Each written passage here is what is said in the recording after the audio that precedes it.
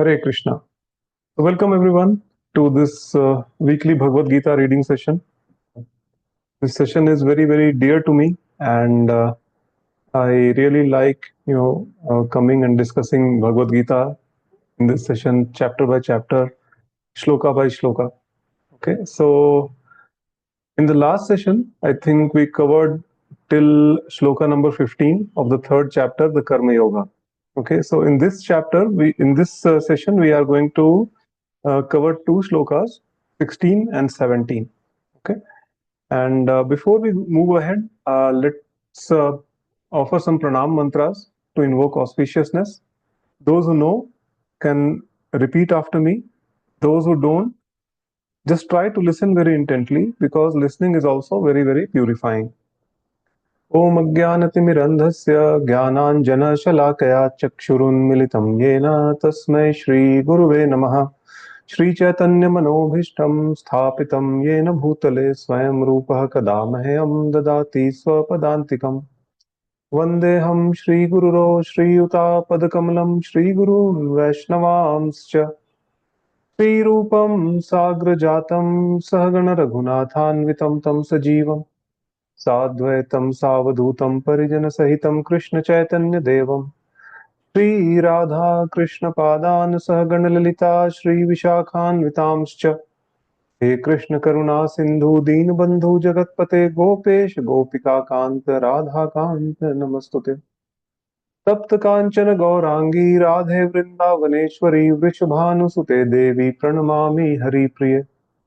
वाञ्छाकल्पतरुभ्यश्च कृपा सिन्धुभ्य एव च पतितानां पावनेभ्यो वैष्णवेभ्यो नमो नमः। नमो महावदन्याय कृष्णप्रेमप्रदायते कृष्णाय कृष्णचैतन्य नामिने गौरत्विषे नमः। नमो ॐ विष्णुपादाय कृष्णपृष्ठाय भूतले श्रीमते भक्तिवेदान्त स्वामिनिति नामिने। नमस्ते सारस्वती देवे गौरवाणी प्रचारिणे निर्विशेषा शून्यवादी पाश्चात्य देशतारिणे। जय श्री कृष्ण चैतन्य प्रभु नित्यानंद श्री अद्वैत गदाधर श्रीवास आदि गौर भक्तवृंद। हरे कृष्णा कृष्ण कृष्ण हरे हरे, हरे राम राम राम हरे हरे। मूकं करोति वाचालं पंगुं लंघते गिरि यत्कृपातमहं वन्दे श्रीगुरुं दीनतारिणं परमानंद माधवं श्री चैतन्यमीश्वरम्। हरि ओम तत्सत्। Okay, so yeah, we will move uh, to shloka number 16 and 17 today. But before moving ahead, let's try to recall what we have discussed so far, at least what we had discussed in the last chapter. Okay, and we have seen that Lord Sri Krishna has very nicely described the cycle of sacrifice or yajna in the shloka number 14 and shloka number 15. So what is this cycle of sacrifice? It starts with the Supreme Personality of Godhead Sri Krishna. Okay, and we have seen that he gives us the Vedas by breathing out, like from his breath, all the Vedas have come emanated, right? And what do the Vedas do? The Vedas gives us the prescribed duties, okay? And the prescribed duties or the actions that we perform that lead to the bona fide yajnas, okay? The sacrifices that we perform, okay?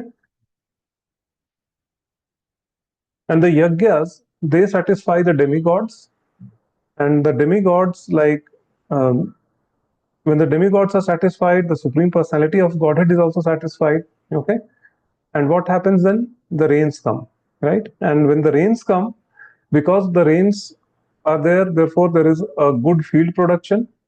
From good field production, the living entities are sustained.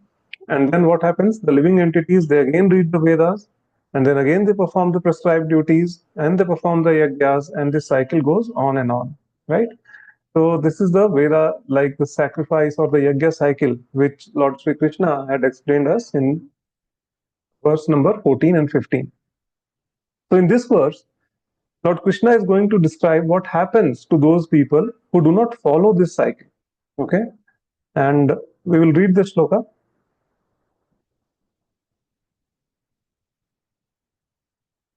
Just give me a moment.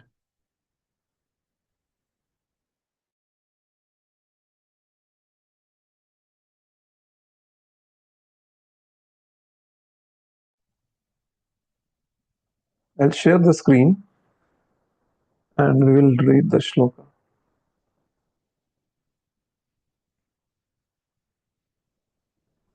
I hope my screen is visible. Yes. So the shloka goes like this.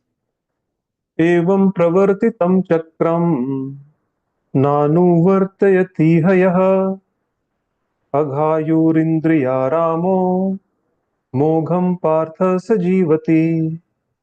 Evam pravartitam chakram nanuvartayati hayah aghayurindriyaramo mogham partha sajivati. Okay. So we will come to the translation a little later, but first let's discuss some keywords which are there in this verse. And the first keyword is na anuvartyanti. Okay, so that one who does not follow. The meaning is one who does not follow. Does not follow what? Chakram, the cycle of sacrifice. Okay, evam pravartitam. Thus given in the Vedas. Like what is given in the Vedas? What happens to those people who do not follow this cycle of sacrifice? Aghayur. Okay, such people are just living a sinful life. Okay, and indriya arama, that means interested only in sense gratification. Okay, and mogham sajivati, that means their entire life goes in vain. So these are very strong words which Krishna is using here, right? Um, we'll read the translation of this verse now, and then we can discuss the verse further. Okay, just give me a second. I'll share my screen again.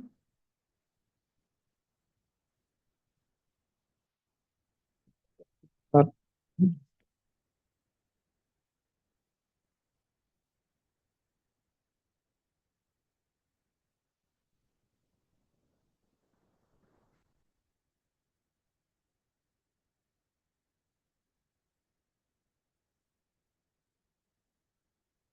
Okay, so the translation is as follows. My dear Arjun, one who does not follow in human life the cycle of sacrifice, thus established by the Vedas, certainly leads a sinful life or a life full of sin. Living only for the satisfaction of senses, such a person lives in vain. Again, very strong words Krishna is using, that any person who is not following this cycle of sacrifice, which we had discussed in the previous two verses, 14 and 15, such a person is living a sinful life. Okay, and those who are only living for the sense gratification, their life goes in vain. Okay, so sinful life and the life is also useless, basically the human form of life. So now we will discuss this verse a little more detail, and let's see how what Srila Prabhupada has to say in the purport and what we can try to understand from this particular verse. So here Lord Sri Krishna is saying two things. Okay, first, that such people are living very sinful life. That means people who are not following the cycle of sacrifice or yajna, they are living a very sinful life. Second, life of such people goes in vain.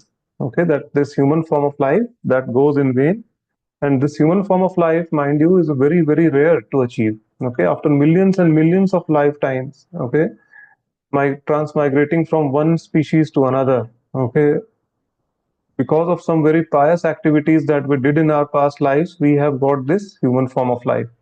And this human form of life is basically a chance, to break this cycle of birth and death and go back home, back to Sri Krishna. Otherwise, if we just, waste this human form of life, then actually we are not sure when we'll get it again. Okay. So we have to be very, very careful, like how we are using our lives, okay, how we are leading our lives, basically. Okay. Such a life is a life where the people are not performing any sacrifices, which is sinful. Okay, it's just a waste of time, or waste. Basically, it's a waste and nothing else. Okay, so let's read from the purport what Srila Prabhupada has to say.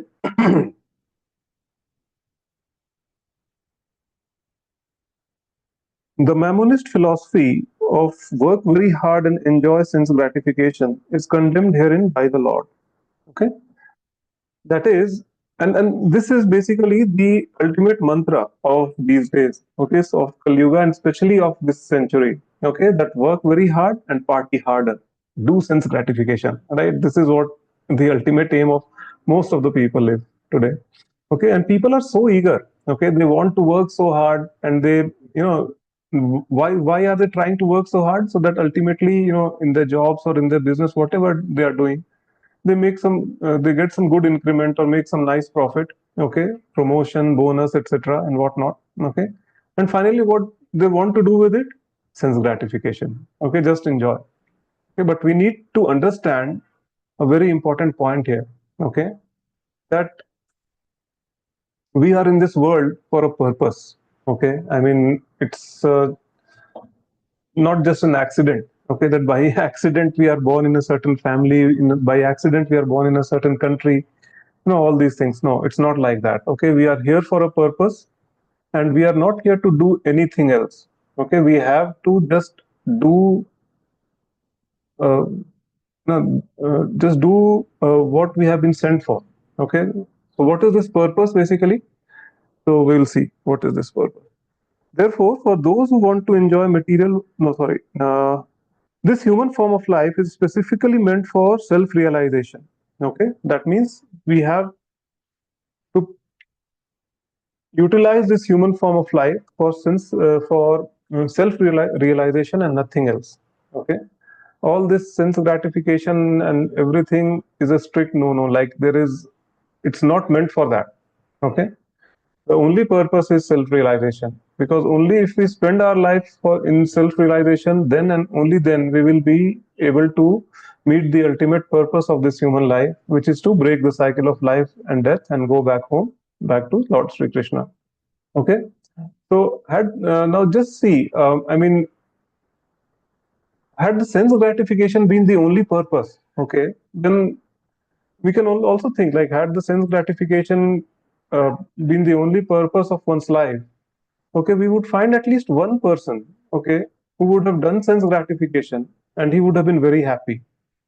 But tell me, have you ever come across such a person, right, who is doing sense gratification, but he's completely happy, eternally blissful, and very, like, self-content, self-satisfied, without any anxiety?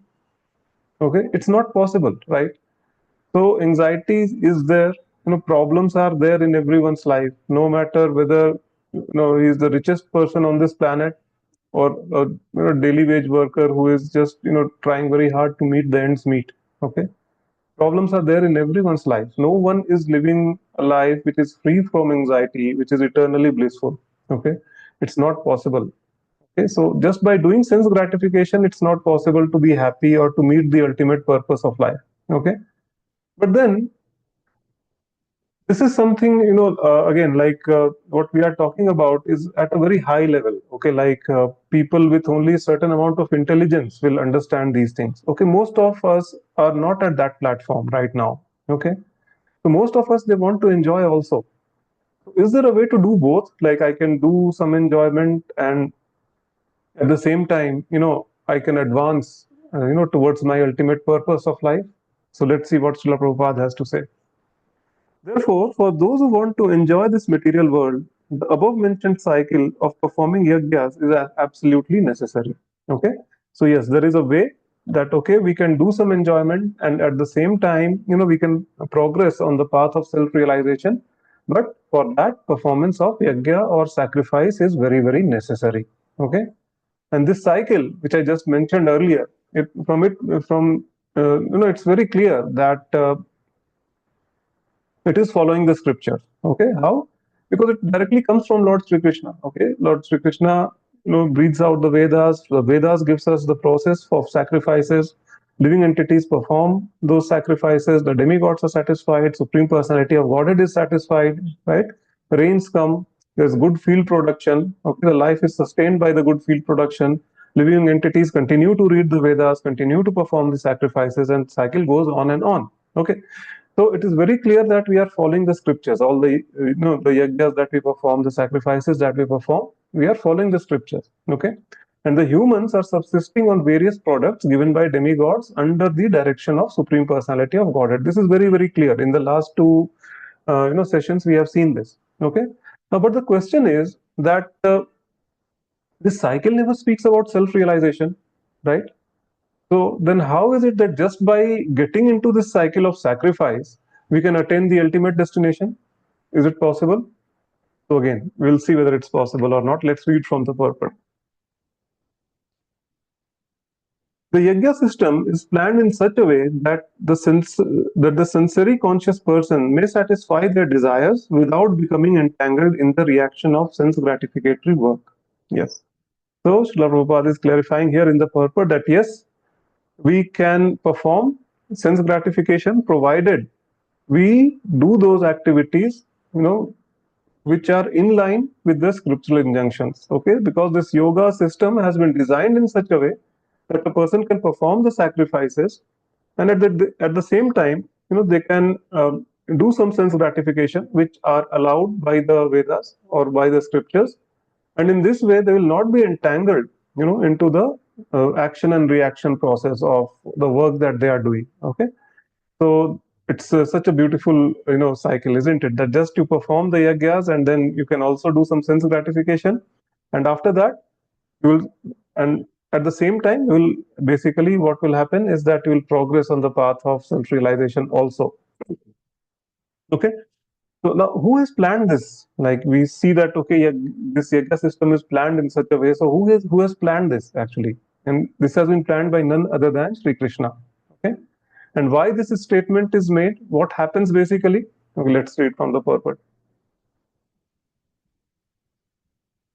The prosperity of the world depends not on our own efforts, but on the background arrangement of the Supreme Lord, directly carried out by the demigods. Okay, so yes, so the prosperity again, like we think that okay, we are doing some, we are carrying out some nice activity, which leads to the economic development, the GDP, and all those things, right? And basically, the prosperity of a nation or a country, depends upon our own endeavors. No, it's not like that. Okay, we are in an illusion that it is basically being done by us, but we are not responsible for that. It is solely responsible. Only Lord Sri Krishna is solely responsible for that. Okay, it depends upon not on our own efforts, but on the background arrangement of the Supreme Lord. Okay, and this arrangement is directly carried out or executed by the demigods or the Devis and Devatas. Okay, we have spoken enough about all these things in the previous verses, so it's just kind of reiteration of the same thing, right? So two things happen now. Okay, that one can gratify the senses according to the scriptural injunctions. Okay, and without getting entangled into this material world. Okay, in the action and reaction kachakkar, it's not going to be there. Okay, and second, the prosperity of the world, that also takes place by performing the yagyas. Okay, it's not happening because of our own endeavors. Okay, because of some government policies to increase the GDP and per capita income and all those things. Okay, so it's not happening because of that. Okay, it can only happen by performance of sacrifices. Okay, so everyone in this world can be happy if one does yajna. Okay, and what is the yajna recommended for this age of Kali Yuga? Chanting the Hare Krishna Mahamantra. Right, so very very simple in this age. Okay. So how are these two things happening? The question is now, how is a performer marching towards the ultimate destination? Because on one hand, the performer is doing some sense gratification. At the same time, he is marching towards, the ultimate destination or the self-realization. So these sound very contradictory, these two things, right? And happening simultaneously. So how does that happen? Okay, that we will try to understand here.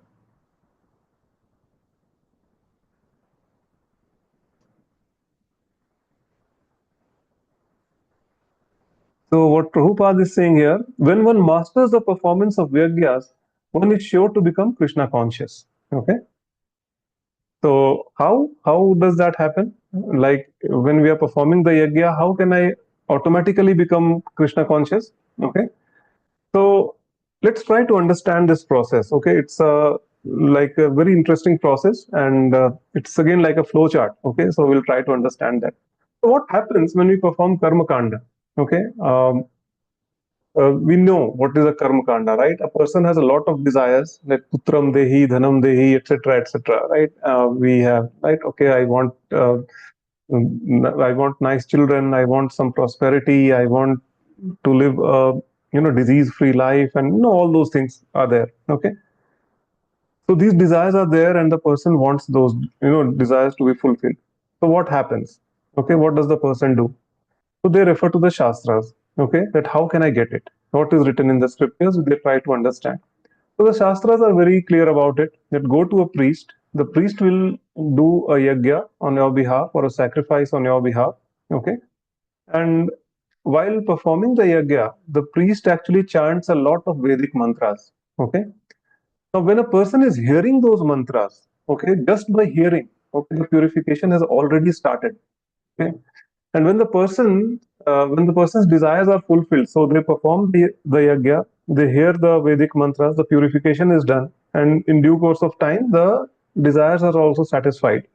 Okay, so when slowly the desires are getting fulfilled, the person starts developing faith in that process. Okay, in the Vedic process, in the scriptures. Okay, and once the faith develops, what happens? The person starts reading the scriptures. Okay, so now you see where it is going, right? And what happens when one starts reading the scriptures? They come to know about the spiritual world, about the material world. Okay, they come to know that okay, apart from this material nature, there is another nature which is called the spiritual nature. Okay, which is eternal. Okay, and there is a spiritual world. Okay, and they come to know about the Vaikuntha Loka, okay, which are situated Vaikuntha planets or the Vaikuntha Lokas which are situated in that spiritual world, okay, and they come to know that once they attain the Vaikuntha, they can live an eternal life full of bliss, okay, no anxiety, no miseries, old age, disease, nothing like that, okay, and that life will be eternal, full of bliss with a very nice and spiritual body, right, and they will be serving Lord Sri Krishna or Lord Sri Vishnu personally, okay, face to face. Okay, then the person starts performing yajnas to just to please Lord Sri Krishna, okay, to attain that Vaikuntha planet or to break this cycle of birth and death, go back home, back to at least in any one of those planets, okay, and thus a person is situated in bhakti yoga. Okay, once they start performing yajna for the satisfaction of Krishna or Vishnu, okay, then we say that okay, this person is now fixed up or firmly situated in bhakti yoga. Okay, so you see, automatically they started off with some desires, some material desires, okay, to get some prosperity, to get nice children, to live a disease-free life. But you see, slowly and gradually, where did they end up? They end up performing the bhakti yoga. Okay, now, just imagine people who are not a part of this yoga cycle. So, isn't this a beautiful thing that, okay, I start off with some sense gratificatory thing, I start off with some personal desires, and then ultimately I, land up in Krishna consciousness. Okay. And I'm marching towards self realization. And it's just a matter, once a person is fixed up in devotion, okay, then it's just a matter of time. Okay. That, sooner or later they will attain the lotus feet of Srimati Radharani and Sri Krishna. Okay. So this is the beauty of this yoga process, okay, of this yajna cycle, basically, okay. And now what happens? Just imagine what will happen to those people who are not following this process, okay, who are not following this yajna cycle, who are not a part of this yajna cycle, okay. Now, for them, there is no question of knowing about the scriptures itself, let alone reading them. Okay, because they are in complete ignorance. Okay, they do not believe in this yogic, in this Vedic process, and in this Vedic literature. So they will never approach them. Okay, to get their desires fulfilled. When they do not approach, the Vedic literatures or Vedic scriptures, they will never know that okay, such kind of scriptures or such, Vedas, they actually exist, or even if they know, they will not take the trouble of reading them. And since they don't read the scriptures, there is no question of them having the knowledge of real happiness, okay, the knowledge of supreme personality of Godhead, okay, and the knowledge of eternal blissful life, which we can have. Okay, therefore they keep on doing sense gratification whimsically, okay, which are not in line with the scriptural injunctions, okay, and they get further and further entangled into this material existence. Okay, And since in this verse it is clearly said that a person who is not a part of this yoga cycle, they are leading a sinful life, okay, they slowly fall down into the lower species of life. Okay, they glide down to the lower species of life. That means after quitting this body, it's a very, what to say, very small chance, a very, very faint chance that they will again get a human form. Okay, mostly they will glide down to the lower species of life of some animals and insects. Okay, and once that happens, okay, it's a very, very dangerous situation to be in because it takes several millions of lifetimes to get a human form again. Okay, please understand this value of human form of life and please do not let it go in vain. Okay, just chant Hare Krishna Mahamantra because that is the ultimate sacrifice which or the yajna which we can perform in this age of Kali Yuga. Okay, so just chant Hare Krishna, Krishna Krishna, Hare Hare, Hare Ram, Ram Ram, Hare Hare. Okay, this is all it takes. Okay, and you will see that all your material desires will also be fulfilled, and at the same time you will be marching towards self realization. Okay, slowly you will automatically become Krishna conscious. Okay, so this is what this shloka talks about. And if there are any questions, please feel free to post them in the comment section or the chat box. Okay. Now we'll go to the next verse, which is the verse number 17. Yeah. But before, moving on, like I think one important point I missed for this verse, that one thing we need to understand, okay, that in our life, if we want to get something permanent, okay, if in our life, if we want to get something permanent, we have to march towards the permanent, okay, and by following the permanent eternal procedure which is given there, okay. So if you want permanent happiness, permanent bliss, permanent anxiety-free life, permanent, a permanent life which is free of old age and disease, okay, then we have to follow the permanent eternal procedure, okay, which is given by the permanent, okay, and that permanent is Lord Sri Krishna, and this eternal procedure, okay, which is listed down in the scriptures, is known as the Navavidha Bhakti. Okay, there are 9 processes of devotional service. Okay, so it starts with Shravanam and Kirtanam. Okay, Shravanam means hearing, Kirtanam means chanting. Okay, so we have to hear first. That is the first and the foremost process. Okay, that first hearing, most important thing. Okay, like we have to hear more and more to get the knowledge of the temporariness of this material world and the permanent aspect of this spiritual world. Okay, first we need to get this knowledge by hearing. So hearing is the first and the most and the foremost thing that we need to do. Okay, and once we understand this, we have this knowledge about the temporariness of this material world and the permanent aspect of the spiritual world, then what will happen? Then we will come to understand that the chanting the holy names of the Lord, why it is so important.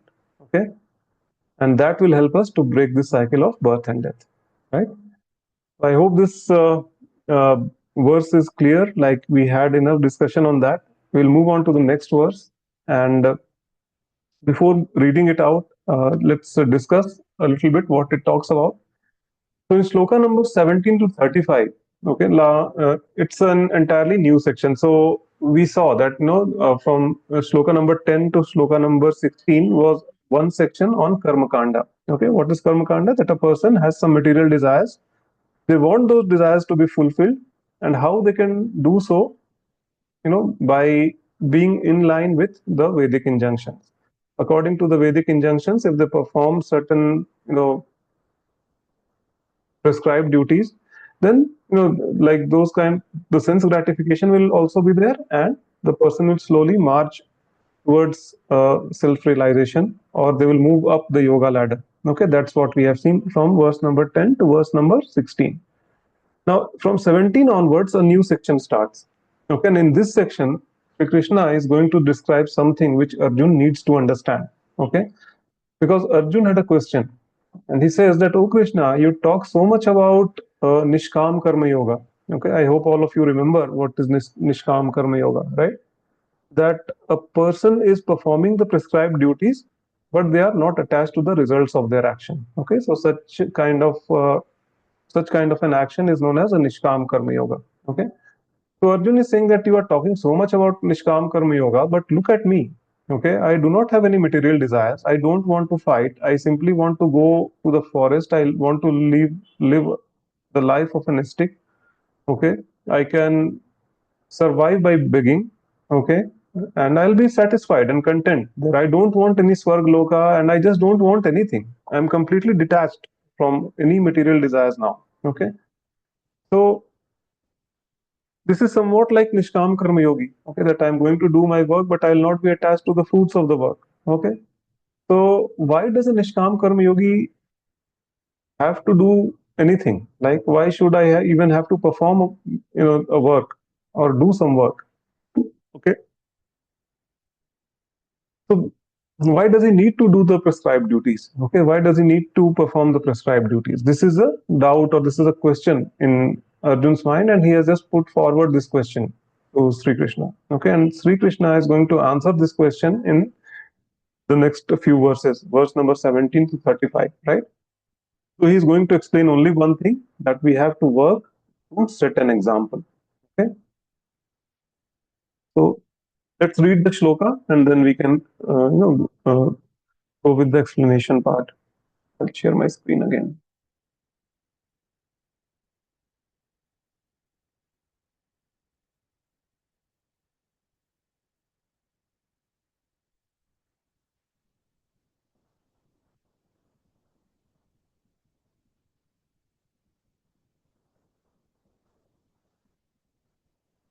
So, chapter number 3,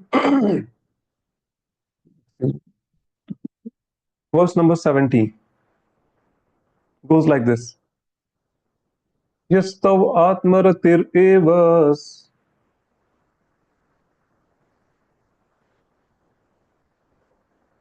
Sorry. Yastvam atmaratir eva syad atmatriptascha manavah atmanyeva cha santushtas tasya karyam na vidyate. यस्तव आत्मरतिरेव स्याद् आत्मतृप्तश्च मानवः आत्मन्येव च सन्तुष्टस्तस्य कार्यं न विद्यते. Okay, so before we read the translation, let's try to understand some keywords which are there. Okay, so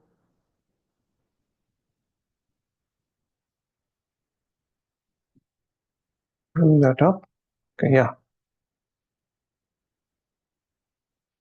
Okay, so the keywords are Atmaratir. Okay, so Atmaratir is one who takes pleasure in oneself.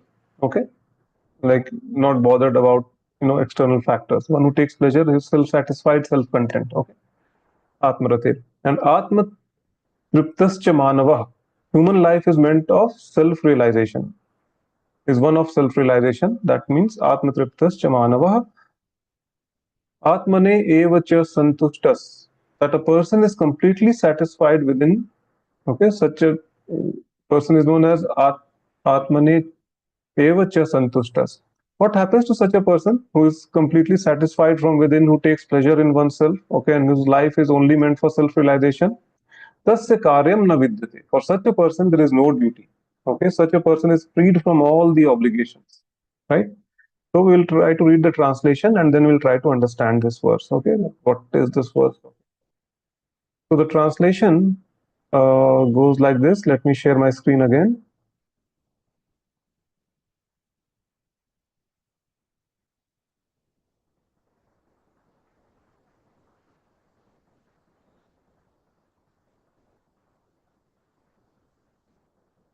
But for one who takes pleasure in self, whose human life is one of self-realization, and who is satisfied by the self only, or fully satiated, for him there is no duty.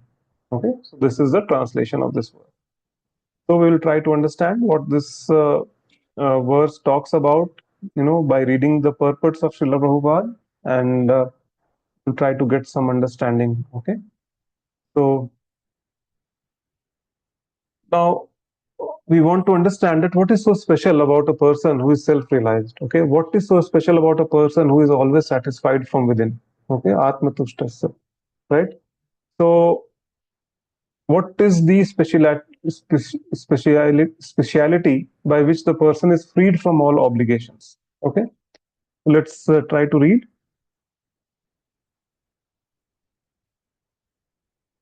Due to his being Krishna conscious,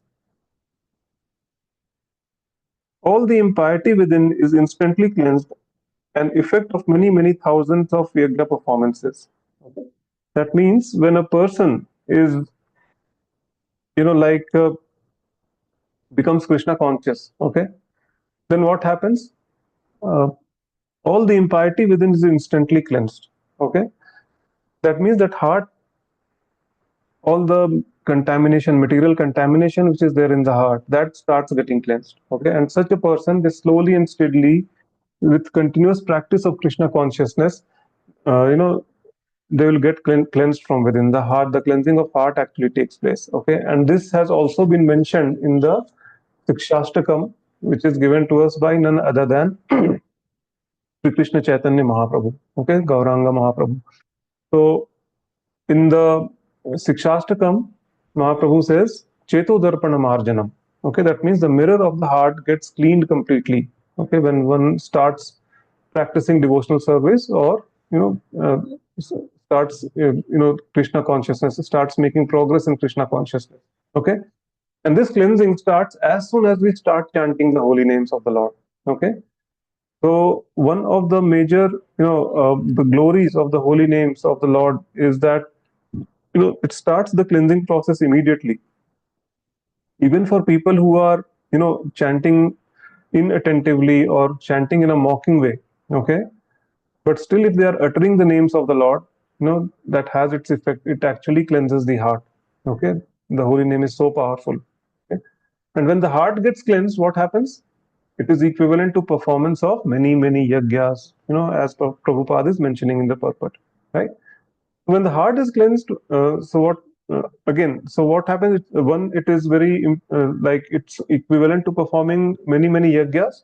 Okay, and further, what happens? By such clearing of consciousness, one becomes fully confident of his eternal position in relationship with the Supreme.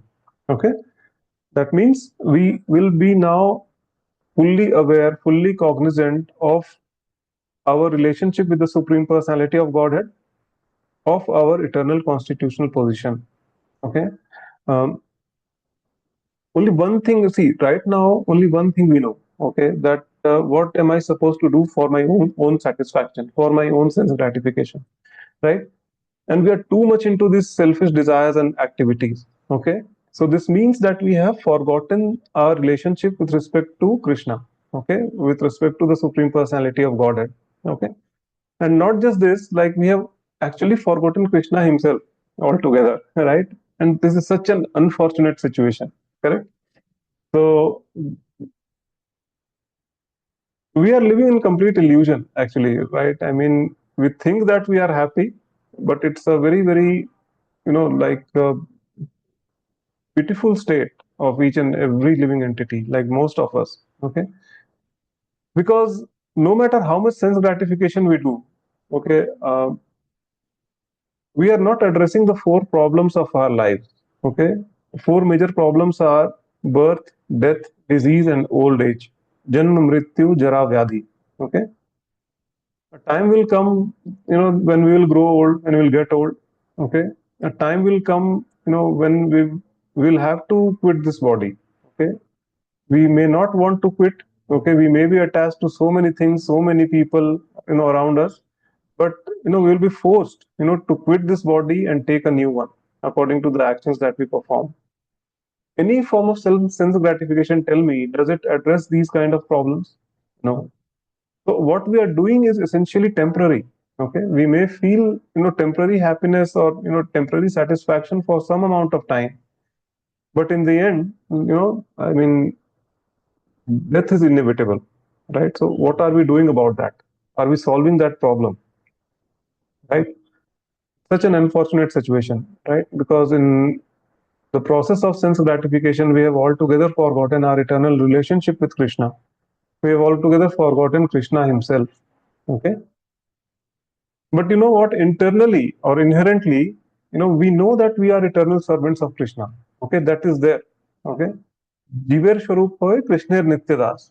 Right? This is what Chaitanya Mahaprabhu has said in Chaitanya Charitamrita. Right? Jiver Swarup hoy Krishner Nityadas. That what is the Swarup of a Jiva, or what is the eternal constitutional position of a Jiva? We are all loving servants of Krishna. Okay? And this inherent knowledge is now, completely covered by various desires, lusty desires, okay, desires for sense gratification, okay, and these desires have to be cleansed now, okay, if we want to, manifest that, our actual love for Krishna, or manifest the, our actual position, our actual relationship with Krishna, okay. So it has to be cleansed now, and when our heart gets cleansed, actually our real constitutional position will automatically manifest, okay, and it will not be fluctuating, at that time. See, when we start performing bhakti, at that time lot of fluctuations are there, okay, that we go to the temple, at that time we are servants of Krishna, right? As soon as we come home, we are the boss. Right? So this fluctuation, we are constantly switching between master and servant, like that. But when our heart is completely cleansed, when our heart is completely free from all the lusty desires, okay, then what happens? The person is fully confident about his position with respect to the Supreme Personality of Godhead. Okay. And how can we cleanse our heart? By chanting the Hare Krishna Maha Mantra. Hare Krishna, Krishna Krishna, Hare Hare, Hare Ram, Ram Ram, Hare Hare. Now, when a person is fully confident about his position with respect to the Supreme Personality of Godhead, what happens after that? Let's see.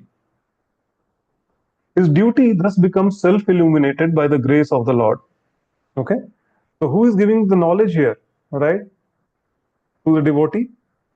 The knowledge is being given by none other than Lord Sri Krishna himself. Okay? And this is also confirmed by Sri Krishna in the 10th chapter of the Bhagavad Gita, 10th verse. Okay, we'll read about that. It's a very, very nice verse, very important verse also. And it says, Tesham satata yukta nam bhajatam priti purvakam dadami buddhi yogam tam yena mamupayantite. Right? That means anyone who is constantly engaged in my loving devotional service, I give him the intelligence, to understand. I give him the intelligence, and I give him the understanding, about what to do next, so that they can come back to me, right? So this is called illumination or enlightenment. Okay, so most of the people, they are very, what to say, excited when they, learn, hear this word enlightenment. Oh, I want to get enlightened. They're doing so many other, yoga practices and all those things. Okay, but the secret is here. Okay, all it takes is the cleansing of the heart, okay, by chanting the Hare Krishna Maha Mantra. Once that cleansing takes place, automatically you will be cognizant about your eternal constitutional position with respect to Sri Krishna. And Sri Krishna, who is seated as the Paramatma in everyone's heart, he will give you the knowledge from within, what to do next, so that you can go back home, back to Krishna. Okay, and this is real illumination. This is real enlightenment. Okay. And so when Krishna himself is giving the directions, what is the need of all these obligatory duties? Okay? Because the biggest obligation that any living entity can have, that is that they are the eternal parts and parcels of Krishna. They are eternal loving servants of Krishna, so they have to serve him. Right? Uh, this is the only obligation that we have. Okay? And if we simply do that, okay, if we simply serve Krishna very nicely, through different devotional services, or by chanting the Hare Krishna Maha Mantra, right, everything will be taken care of. Okay. So we'll just try to read the last line of this purport. Such a Krishna conscious person is no longer interested in material activities and no longer takes pleasure in material arrangements like wine, women, and similar infatuations. Right? When someone gets the taste of Sri Krishna or the loving devotional service of Sri Krishna, right? Why would someone be hankering, tell me, for dirty things, dirty material things, wine, women, or there are so many other, lusty desires that we have. Why? It won't be there, right? It simply won't be there. People will lose interest in that. You will be simply detached, As one progresses in Krishna consciousness, the attachment to various things, various persons, various places, okay, in this material world, they go on decreasing, okay. Slowly you will be completely detached of all these nonsense, okay. And the only necessity to perform the obligatory duties also goes down. Okay, but this is actually for people who are very advanced in Krishna consciousness. Okay, um, see the extent to which we are attached to Sri Krishna. Okay, to that extent we need not execute the devotional service. We need not execute the obligatory duties. I'm so sorry. Okay, the extent, I'll repeat once again, the extent to which we are attached to Sri Krishna, to that extent we need not execute any obligatory duties. Okay, the Vedas are very clear about it, the Shastras are absolutely clear about it. Okay, but we have to have that kind of an attachment towards Lord Sri Krishna. If we do not have enough attachment to Sri Krishna, then yes, we will have to perform all the various duties of this world. Okay, and performing the obligatory duties is just a waste of time because it will not take us any closer to Krishna. Okay, because you just see, like, any obligatory duty for that matter you take, like, what are we essentially doing? Okay, as I gave an example earlier, that we work very hard, okay, to earn some money, get promotion, get a nice increment, ultimately for what? For sense gratification, right? So is it taking us anywhere closer to Krishna? No. Only thing which can take us closer to Krishna is the devotional services that we perform, okay, or the Hare Krishna Maha Mantra that we chant. Okay? So, if we have developed significant attachment towards Krishna, as it is mentioned in this verse, that a person who is self-satisfied from within, okay, for them there is no obligatory duties to perform. Okay, and unfortunately, those who don't read the Shastras, okay, they are completely bewildered. They don't know what to do. Okay, because people who are reading the Shastras, they will know that, okay, you will have to perform the sacrifices, or the sacrifices mentioned for this age of Kali Yuga is the chanting of the Hare Krishna Maha Mantra. Once you start chanting the Hare Krishna Maha Mantra, your heart will start getting cleansed. Okay, once your heart is completely cleansed, Lord, who is seated as Paramatma in your heart, okay, he himself will guide you. He himself will tell you, what to do next. Okay, so that you can go back to him. Okay. So for such people, there are no obligations, right? No obligations. Some nonsensical statements, people, they keep making. Okay, balance बना के चलना चाहिए, मजा भी करेंगे, भगवत धाम भी चले जाएंगे, हर चीज में आगे रहो. That's what they say. Okay, when you are doing sense gratification, oh, do that fully. Okay, and when you are doing some bhakti, ठीक है, एक आध माला कर लिया. Okay, and then again into that material life. So this will help us to strike a proper balance between my material life and spiritual life, and then we will advance in bhakti. No, it's not going to happen that way. Okay, we have to choose either Lord Sri Krishna or Maya. Okay, there are no there is no midway. There is no midway or a middle path in between, right? So we have to develop attachment for Sri Krishna, and very nicely it has been explained in verse number 16 that just by being a part of this yajna cycle, okay, one can do some sense gratification as defined in the Shastra, and at the same time they can make some progress, towards self-realization. Okay, just by being the part of this yajna cycle, automatically will become Krishna conscious in due course of time. Okay, so there is no point of balance बना के चलना चाहिए, all those things. Okay, not doesn't work that way. So this is what this verse is all about. Okay, and I hope you like this session. If you have any questions, they can put them in the comment section below. Okay, I'll try my best to go through them and try to answer them. And if the question is very common, like if it is there in the minds of many people, then I may even think of creating a video out of it. And on the other hand, if you want to have a more personalized interaction with me, okay, on the questions related to spirituality, then please feel free to join our WhatsApp group.